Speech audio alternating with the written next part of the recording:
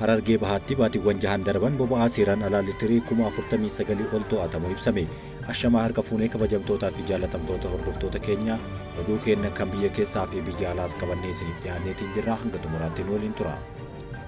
Godina Harargee Bahaatti baatiiwwan jahan darbanitti boba'aawwan seeraan alaa liitirii 49,000 fi 300 ol to'atamu waajjirri daldalaa godinichaa beeksise. Boba'aan seeraan alaa kun gurgurtaan birrii miiliyoona 4 fi 800 fi 90 mootummaaf galii ta'uun ibsameera.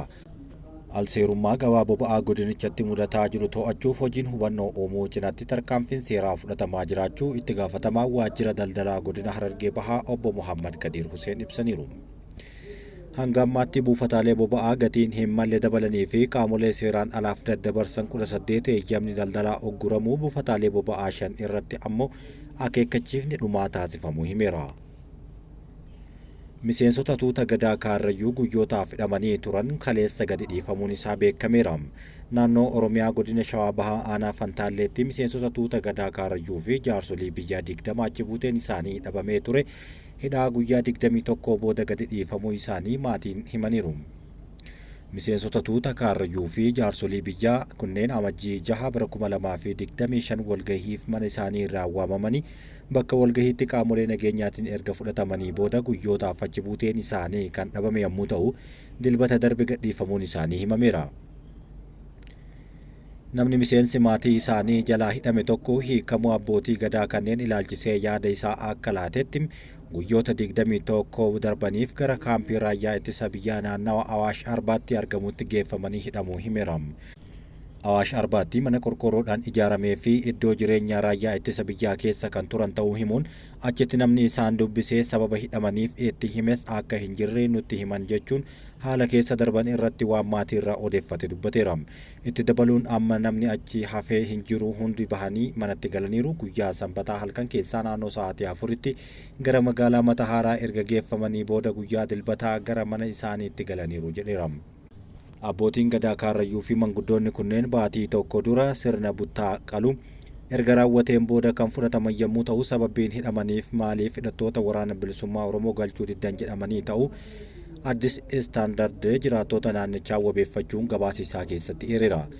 Miseensota gadaamichillee hidhaa guyyootaa booda gadhiifaman keessaa Roobaa Jiloo Jeemboo, Gurraa Roobaa Hambuu fi Haldaggoo Fantaallee jedhaman kan argaman yommuu ta'u jaarsolii biyyaa irraa ammoo Abbabaa Abulloo, Qoonjoo Jiloo Godeettiin, Umar Raabaa Ayyaanaa fi Hawaallee Jiloo argamaniiru.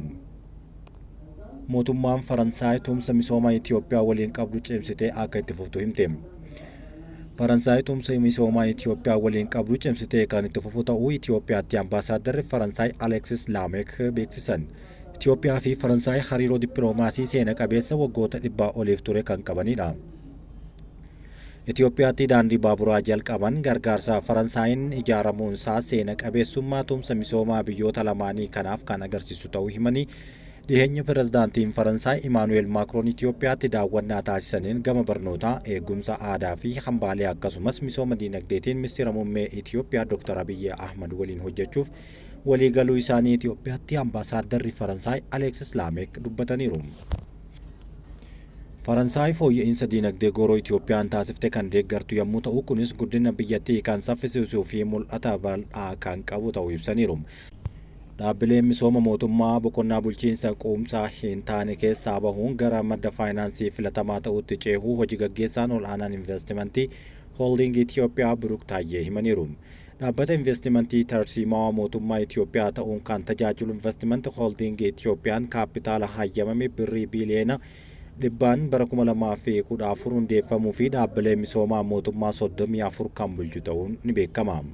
Dhaabbileen kunneen garee daandii qilleensa Itoophiyaa, Itiyoo Telekoom, tajaajila poostaa Itoophiyaa, Korporeeshinii misooma paarkii Industirii, humna elektiriikii Itoophiyaa fi baankii misooma Itoophiyaa fa'aa akka ta'anis eeraniiru.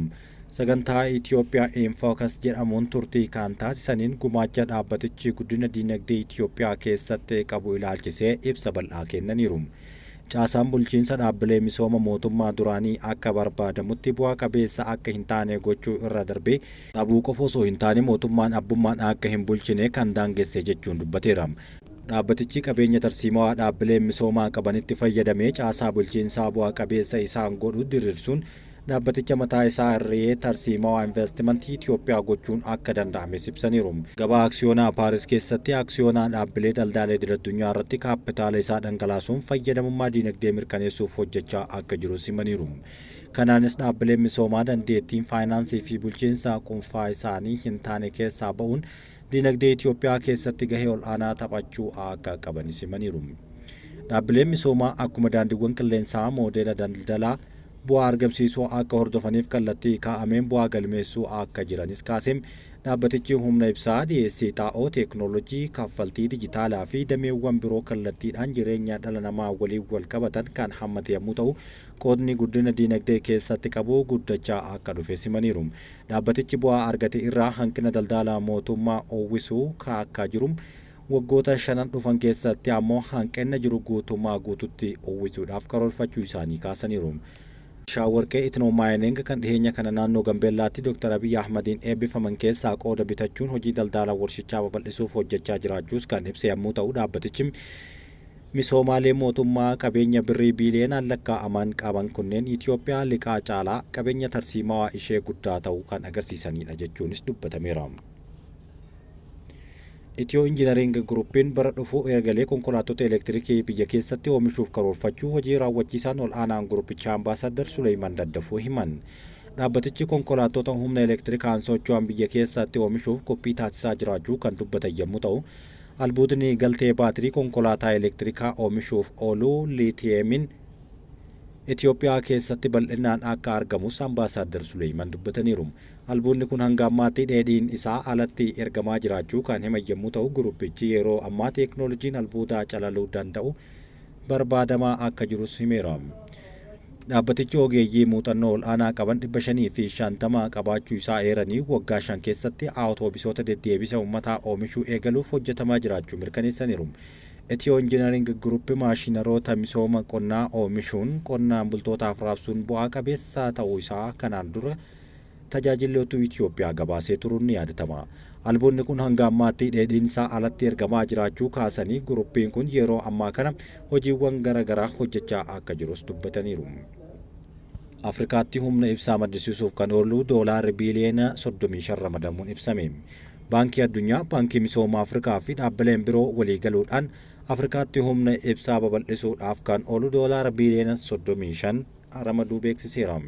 Hooggantoonni biyyoota Afrikaa fi dhaabbilee idil-addunyaa dhimma kana ilaalchisee Taanzaaniyaa Daar es Salaamitti marii gaggeessaniiru. Humna elektirikaa hojiilee kunuunsa fayyaa fi biroof argachuuf rakkisaa ta'uu pirezidaantiin Baankii Addunyaa Ajaay Baangaan dubbataniiru.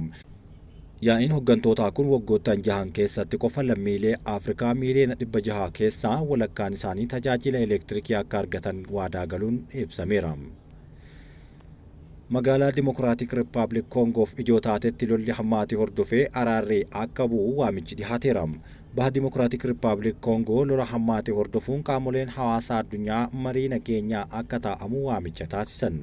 Egereen magaalaa gidduu daldalaa fi diinagdee kan taate Goomaa ammaaf garuu hin beekamne. Qondaalli dhaabbata biyyoota gamtoomanii lolli magaalichatti hammaachaa jiraachuu eeruun mootummaan akka himanitti waraanni irra caalaan isaa magaalaa kana to'ateera jechuunis dubbateera.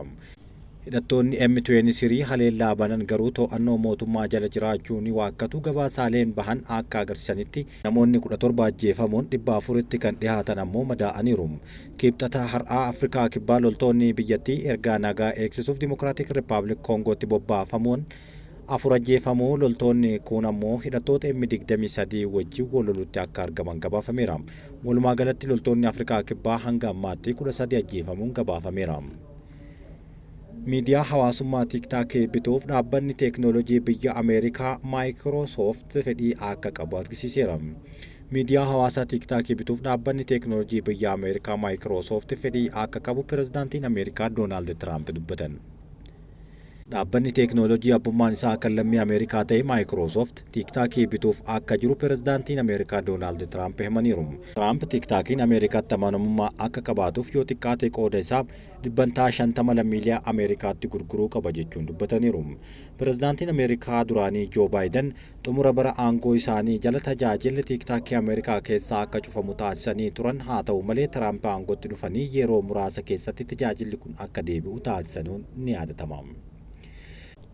Namoonni 8 Hamaas ukkaamse gadhiifamuu jedhanii eeggamaa turan du'uun Israa'el beeksifte. Israa'el namoota Hamaas butee ni gadhiifamu jedhanii eeggaman 26 keessaa 8 du'uu isaanii beeksifteerti. Dubbi himaan mootummaa Israa'el Deevid Meenser Israa'el maqaa namoota Hamaas gadhiisuuf jedhu nuuf kenneera jechuunis dubbataniiru. Haala namoonni ukkaamsaman irra jiranis hubannoo namoonni 8 Hamaas harkatti du'aniiru jedhame. Odeeffannoo Hamaas nuuf qoode ragaa tikni biyyattii qabu waliin wal sima jechuun kan dubbatan yommuu ta'u, amma isinitti himuu ni danda'a jechuunis dubbataniiru. Garuu maqaa isaanii eenyu akka ta'an kan hin eerree fi maatii fi firoottan isaanii haala kana dhagahaniiru jechuunis dubbataniiru.